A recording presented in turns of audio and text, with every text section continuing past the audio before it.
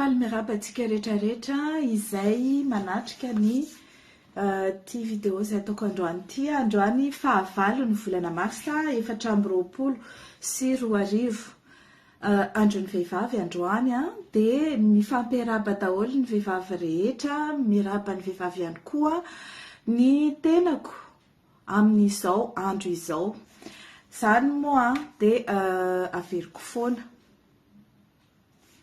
hoe ny 8 mars tsy fety ifaliana fotsiny fa andro ankalazana zo ny vehivavy, andro iraisam-pirenena ankalazana ny zo ny vehivavy, ampatsahivina fa misy vehivavy niady ho an'ny vehivavy rehetra maneran-tany anana zo.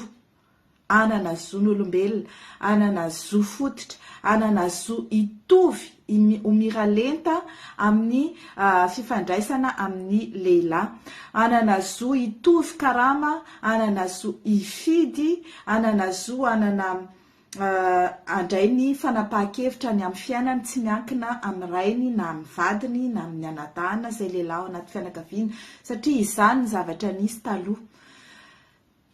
Dia izay fiadiana ny zo ho an'ny vehivavy izay dia naomby ary nahafahantsika vehivavy maneran-tany izay misy firenena vitsivitsy mbola tsy manana an'izany hoe mitovy zo zany ny lehilahy sy ny vehivavy, dia ireo firenena ataontsika hoe majorité izay manana an'izay zo ifidy, zo ny vehivavy hiasa, zo ny vehivavy anapa-kevitra amin'ny fiainany, zo ny vehivavy anapa-kevitra amin'ny vatantenany, zo ny vehivavy anana fahaleovantena tanteraka mitovy lenta amin'ny lehilahy. Izay no ankalazantsika ny fahavalo ny volana marsa. Manaraka izany dia misy lohahevitra foana isan-taona ankalazaina ihany koa ary voizina mandritra n'izany fankalazana ny valo marsa izany. Ka ny tamin'ity taona ity dia ny ady amin'ny herisetra atao amin'ny vehivavy sy ny ankizivavy. Dia tsy maintsy verina amin'ilay sujet izay tiantsika mihitsy zany dia ny castration, fa ho resahantsika rehefa avy eo. Fa alohan'izay aloha dia hiteny ny vehivavy mananjo, ny vehivavy loharano ny poiran'ny taranaka rehetra, ny vehivavy no mitaiza sy manabe ny zaza ao an-trano, manabe ny ankohonany, mampisy ny fandaminana ao anatin'ny tokantrano, ary izany andraikitry ny vehivavy ao anatin'ny ankohonana zany tokony ho hita taratra eo amin'ny tanindrazana, eo amin'ny firenena ihany koa. Ny vehivavy midemerde, vao manan-janaka ny vehivavy dia efa midemerde izy amelona ny zanany, atonga n'iny zanany iny ho tafita ampisy stabilité eo amin'ny fiainan-janany. Zany daholo ny vehivavy rehetra. Avy eo ny vehivavy dia mifampijery ihany koa. Dia eo amin'izay mifampijery izay dia mifampitany vehivavy, dia mieritratra hoe za ngeda kokoa, za ratsy kokoa, za madio kokoa ny tarehako na maloto kokoa ny tarehako. Izay zavatra izay manimba ny toe-tsaina, ny fifampitahana. Fa izay mahatonga anahy ao anatin'io description izay nataoko io hoe samihafa daholo ny vehivavy fa samy manana ny lanjany. Tsy voatery ianao hoe tsy maintsy hitovy amin'ny Miss Monde izay vao tsara, tsy voatery ianao hoe mahikely ohatra ny mannequin izay vao tsara, tsy voatery ianao hoe mahay tapipahaizana be ohatra ny Anina izay vao tsara, fa samy manana ny maha izy azy sy ny lanjany avokoa ny vehivavy rehetra. Izay fahatsiarovana tena izay no ilazantsika hoe manananja ny vehivavy, izay fahatsiarovana n'izay fananana valeur, lanja eo amin'ny fiarahamonina izay no ankalazantsika ny fahavalo ny volana marsa isan-taona. Androany dia iresaka manokana mikasika ny castration izay efa nandefasako sujet maromaro nampisy adihevitra teo amin'ny page Facebook. Be dia be no mihevitra hoe tonga zany dia tsy mamaky ry zareo fa tsy haiko hoe inona zany ao anatin'ilay zavatra teneniko no tonga dia ilazana hoe contre ny castration io. Za dia mandala ny atao hoe justice sociale. Ny atao hoe justice sociale dia hoe inona ny rariny sy ny itsiny ary avadika ho lalàna eo anatrehan'ny fiarahamonina misy. Mba hampisy ataontsika hoe mba mampisy an'izay fifandanjalanjana amin'ny zava-misy sy ny fampiarana ny lalàna izay. Izay ngamba ny fomba fandraisako anazy. Raha ao a Madagasikara manokana izay tatoato noho ny fahantrana, noho ny fitaizan'ny fiarahamonina, noho ny fidorohana rongony sy zava-mahadomelina isan-karazany, noho ny kolikoly eny anivon'ny fitsarana sy ny ambaratonga mpahefa-pitsarana isan-karazany dia mianaka ary mirongatra ny fanolanana. Ary ny anahy zany ny tiako resana dia hoe tokony misy débat national ity resaka fanolanana sy castration ity manomboka eo amin'ny inona no mahatonga an'ilay izy, inona ny fepetra raisina manoloana ny fanolanana izay mianaka, ary inona ny solution anankiroa famaizana sy fandraisana tanana ny arambona na ny victime. Ireo zavatra anankiefatra ireo tompoko no tiako andefasantsika ny débat fa tsy eo amin'ilay hoe manaiky ianao sa tsy manaiky ny castration. Ny akabiazan'ny vehivavy rehetra dia manaiky ny castration ary ny akabiazan'ny lehilahy rehetra dia contre ny castration.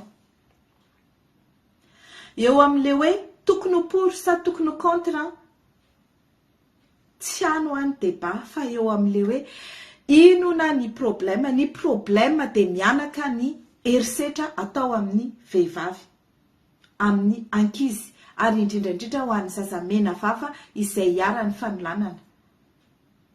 Inona mahatonga an'izany? Iza no manao an'ilay izy? Ary inona no mahatonga ny olona tsy voasazy araky ny lalàna, araky ny tokony ho izy koa amin'io zavatra io? Satria nge efa misy lalàna ao amintsika. Tsara fantatrareo fa ny lalàna izay misy ao amintsika 332 article 332 et suivant ny code pénal dia milaza fa raha zaza latsaky ny 13 taona no voaolana dia crime izany. Ary raha ohatra ka miteraka fahafatesana na takaitra ho an'ilay zaza izany, na raha ohatra misy circonstance aggravante na hoe olona akaiky an'ilay zaza manana ascendance aminazy, izany hoe inceste, na olona manana fahefana aminazy, na misy ifandraisana aminy dia misy circonstance aggravante, raha ohatra ka nampiasa fitaovana na zavatra hafa mikasika an'izany raha nahafaty an'ilay zaza dia sazy mandram-pahafatiny no azon'ny olona. Ny lalàna zany dia efa izay. Faharoa, miatra ve io lalàna io? Any ny olana. Fa alohan'izay, alohan'ilay lalàna miatra, maninona ny tsy miatra ilay lalàna? Dia efa nalefako izay resaka izay hoe maninona ka moa tsy miatra ny lalàna mikasika an'io, ary tsy miatra araka ny tokony ho izy, na miatra ilay izy fa tsy haintsika malagasy, na miatra ilay izy fa migadra fotsiny ilay olona. Le hoe migadra tsy fotsiny fa raha ny tokony ho izy dia hoe migadra mandram-pahafaty any amin'ny toerana izay tsy ahafahany mivoaka. Kanefa dia mbola afaka fotoana ataontsika hoe quelques années, 10 taona, 1 taona, mivoaka ilay olona. Dia rehefa mivoaka avy ao izy dia mbola mamerina indray. Dia eo zany na tonga an'ilay hoe ary maninona ka raha ohatra ka tonga dia tapahana sy ny hoe no ny atezera ny vahoaka izay mijery rehefa mahita hoe maty ilay zaza, na hoe niara-ny fanolanana ny verimberina ilay zaza dia dia vokany nefa raha nefa nisy 12 taona, 12 taona, latsaky ny 10 taona, ary matetika ny olona manao an'io fanolanana amin'ny verimberina io dia olona akaiky an'le zaza, na io rainy, na io ray keliny, na io dadatoany, na io olona ao anatin'le fianakaviana. Eo zany dia efa misy ny débat hoe tsy nahalala mihitsy ve le olona atao anatin'le fianakaviana sa niaro an'ilay mpanolana. Misy ihany koa le ramatoa vadiny reniny le zaza no miaro an'le mpanolana. Dia izany débat rehetrarehetra izany tsy nandefasantsika solution, inona raha no atao. Fa tonga dia mesure populiste no navoaka ny Andry Rajoelina. Mialatsiny fa tsy filohako iny Andry Rajoelina iny satria tsy lany ara-dalàna ary averiko mandrakizay mandra-pelany teo. Tsy malagasy izy ary tsy lany ara-dalàna tamin'ny fifidianana ara-dalàna. Dikan'izay tsy filoha fa Andry Rajoelina tokoro. Andry Rajoelina zany dia nilaza fa hotsindromina ny filahiny olona izay tratra manolana. Zaza latsaky ny 10 taona. Ka castration chimique ny anaran'izany. Tovy amin'ilay izy ny teny hoe azafady fa sao dia hoe ivenareo hoe manamaivana ny fanolanana. Tsy izay akory fa leo amin'ilay hoe mesure populiste sy effet d'annonce sy atao hoe déclaration populiste no tiako atongavana. Ho asitsika tramway sy métro ao Antananarivo ialana amin'ny embouteillage hozy izy Andry Rajoelina. Dia amin'izay hoe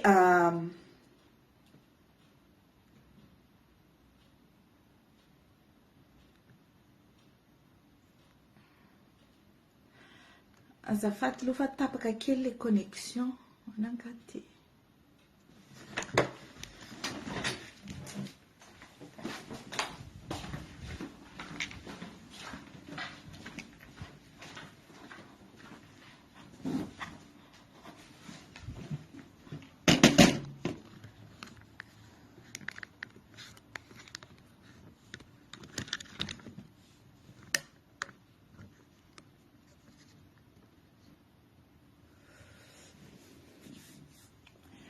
Mifindra toerana fa tapaka le connexion, ratsy be le connexion, tsy haiko hoe manino.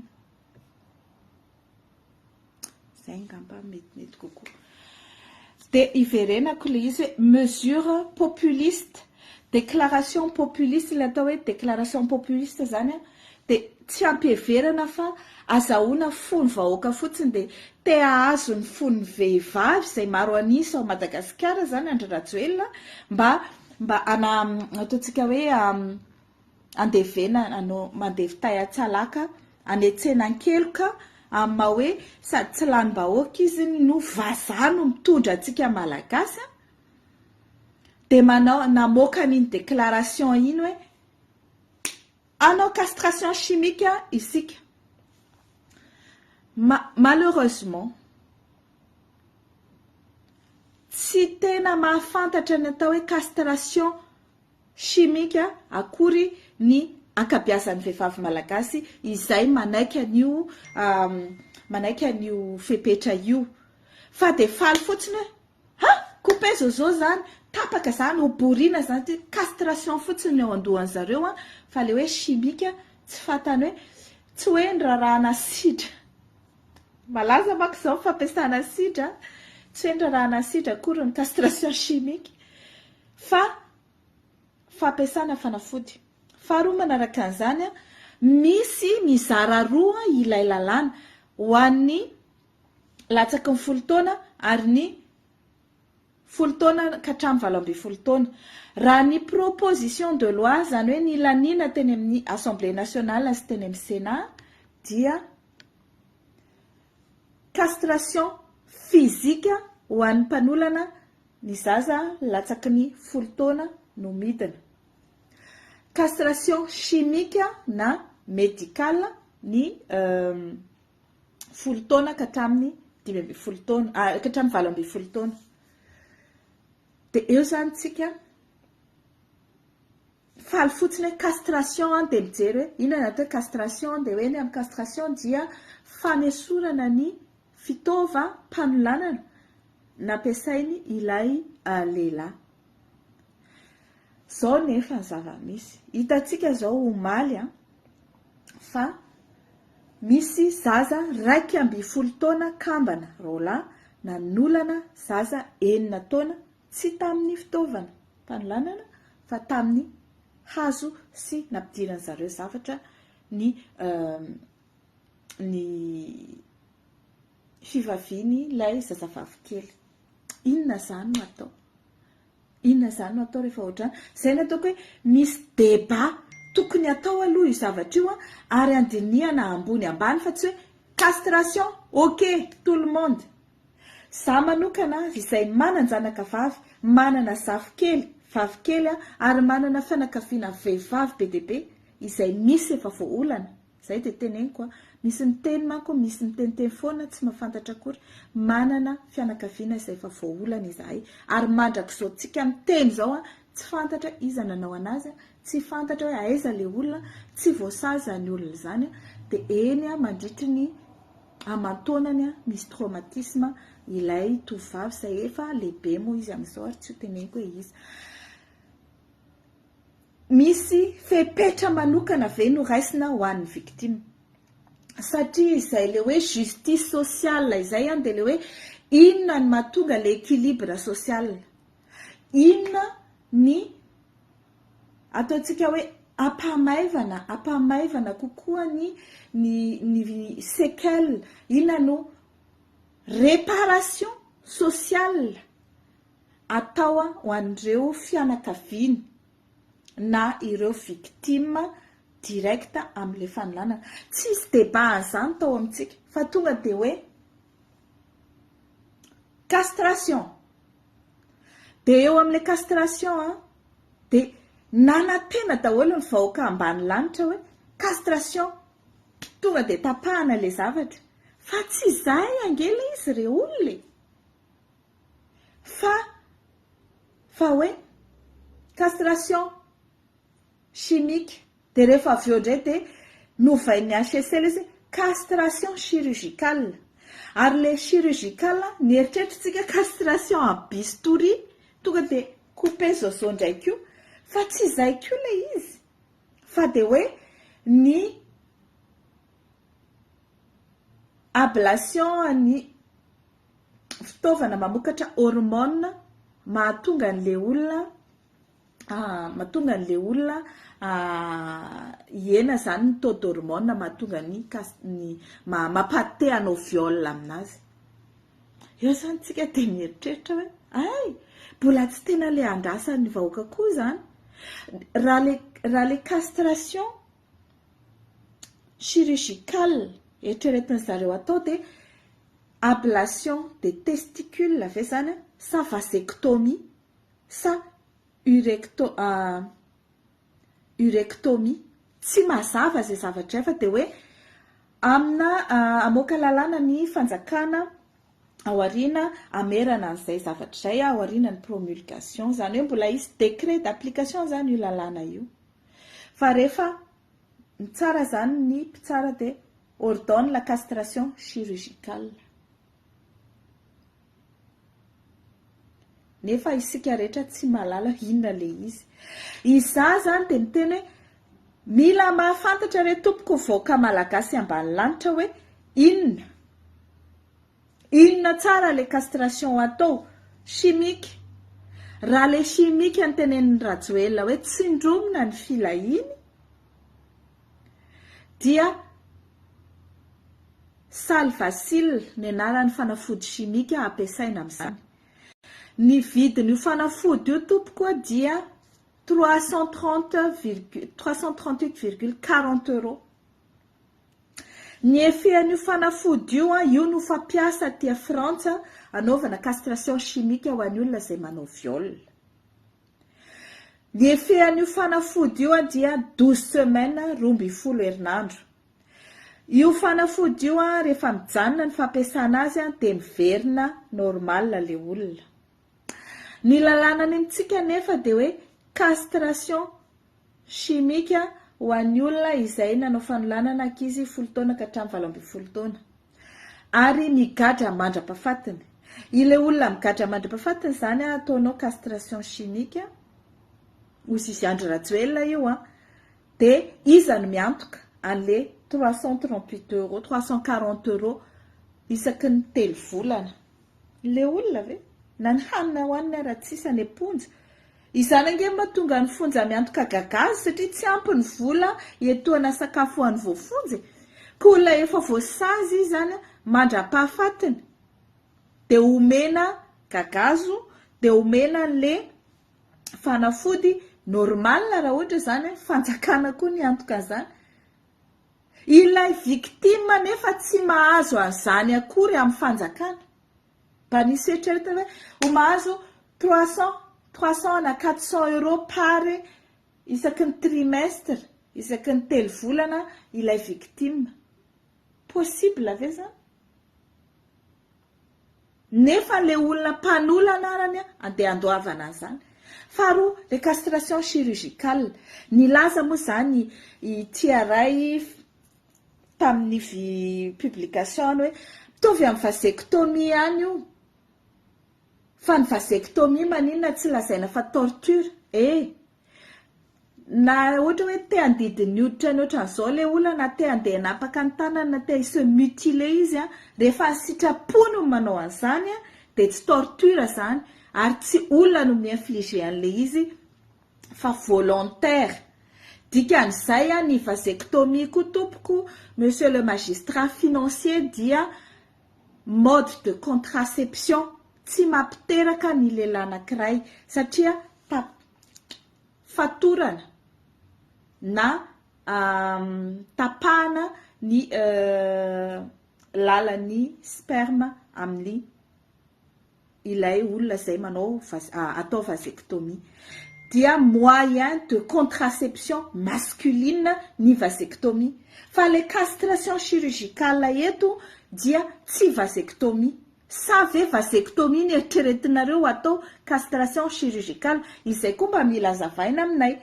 Ary ny effet ny vasectomie dia mbola manana mbola afaka manao firaisana ranofy ihany iny lehilahy iny saingy tsy misy fandehanany tsirinaina mahabevoka intsony. Izay zany nuance amin'le izy. Ny anankiray ny hormone. Ny hormone no ny lalan'ny hormone no na ny tova izay manome hormone mamorona hormone no esorina amin'le hoe castration chirurgicale hozy zareo. Mbola afaka ve sa tsy manao firaisana io olona io sa tsy ary le izy ny sainy ny vo fa tsy hoe kory ny fitaovam-pananahany ny vo tsy ny fitaovam-panolana misy fahavoazana fa ny sainy misy fahavoazana. Ary izay ny mahatonga ny olona aty andafy izay anaovana castration chimique manao thérapie psychothérapie ary misy psychiatre manaraka azy ireny fa tsy manana zany tsy manana n'izany Madagasikara. Dokotera généraliste mifonja raha tsisy. Enfin misy fa tsy manao ny asany ara-dalàna. Koa mainka fa hoe psychiatre any amin'ny fonja. Misy vidiny daholo ange koa zany. Dia izay débat izay no tiako tenenina ao anatin'izao 8 mars zao.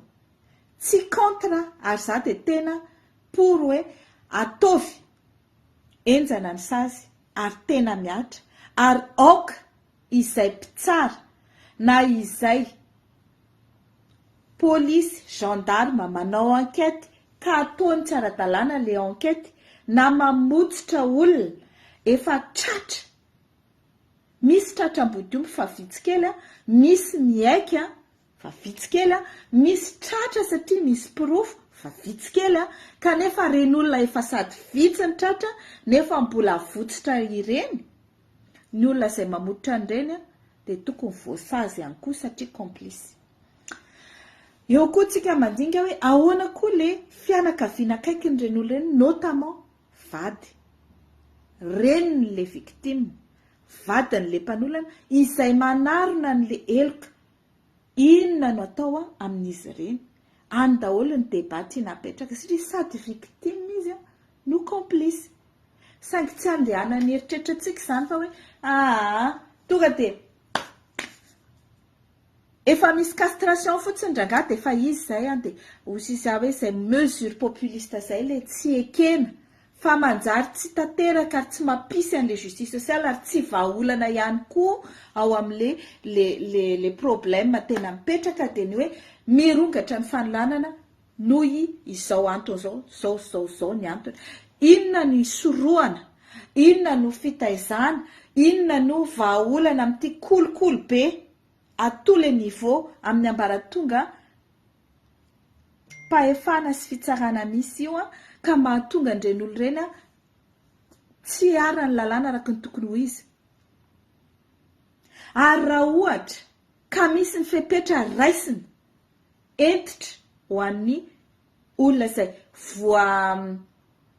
voaeloka na tsaraina omeloka amin'ireny fanolanan'ireny, inona ihany koa ny zo ometsika, omeny lalàna, omeny fanjakana ho an'ireny victime na fanolanana ireny satria izy ireny ny tena mila jerena inona no fepetra anampiana azy psychologiquement, matériellement, ara-pahasalamana ihany koa. Izany hoe ny saina, ny vatana, ny fahasalamana mila fanampiana daholo ary lavitrezaka. Inona ihany koa no atao amin'ny fitadiavana ny pirofo anamarinana ny viol, satria ny pirofo na viol ao Madagasikara sarotra be. Le victime indraindray le victime maty, indraindray le victime mbola zaza, indraindray le victime tsy malala hoe iza nanao an'le izy dia ahoana raha ny fomba hitadiavantsika an'izay pirofo izay dia izay fametrahana ny lalàna hitadiavana ny pirofo rehetra mikasika ny viol izay tokony hanaovantsika vahaolana ihany koa. Fa tsy falifaly fotsiny hoe asiana métro sy tramway ao Antananarivo dia hoe manomboka ery Nosizato ka hatrany Ambohipo dia mipetraka daholo ny pomban-drajoelina fa tsy fantany manavaka ny métro sy tramway amin'ny tsy hain-drajoelina akory, manavaka ny castration chimique sy ny castration chirurgicale tsy hainy akory, ny manavaka ny castration chimique sy ny castration physique tsy hainy akory. Raha ohatra ka ametraka métro sy tramway izany dia misy expropriation be manadala tena matsiravina eo amin'ny lalana andalovan'izany métro sy tramway izany ary mila asorona ny trano tany ary angadiana ny lalana. Izany hoe misy dégâts collatéraux nefany fametrahana zavatra vaovao ary mampatsara ny circulation. Tsy hoe sanatria contre koa izay teny hoe alefaso aloha ny débat hoe mety eo amin'ny toerana lazainareo io ve izany métro sy tramway izany, fa hoe inona ny fepetra, inona no atao ametrahana an'izany ary eo ve ny mety ametrahana an'le izy sao dia toerana hafa ary ahoana ny andraisana tanana andreo victime collatérale. Tsy hoe sanatria mampitovy ny métro sy tramway amin'ny viol, sanatria ny vava tompoko, fa le mesure populiste sy le déclaration populiste no resahako. Dia mbola averiko ihany mila fandraisana tanana goavana ny victime, ny herisetra avanofo sy ny herisetra atao amin'ny vehivavy sy ny zazavavy kely. Ary tsy ny zazavavy ihany victime ny viol io fa misy zazalahy kely ihany koa. Faharoa manaraka an'izay, rehefa hanao zavatra ho antsika dia mila manara-dalàna, izany natao hoe état de droit. Ny teny ny représentante l'Union européenne hoe tsy mifanaraka amin'ny tsy mifanaraka amin'ny lalàna mikasika ny torture sy ny zon'olombelona ny castration satria izy koa ny eritreritra hoe castration physique coupe zozo ilay zavatra ho atao fa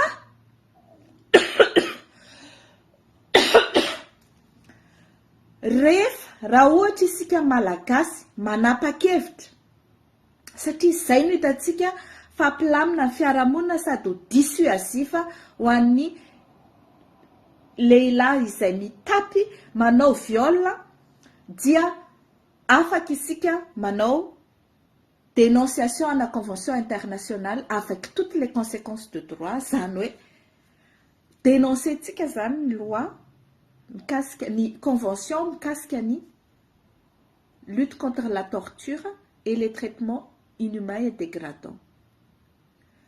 Misy disposition anatin'ny convention izay niratifientsika zany tsy mety amintsika dia révoquentsika ilay izy. Fa rehefa anao an'izany tsika dia tsy ny viol ihany no anaovana tsy ny viol ihany no anaovana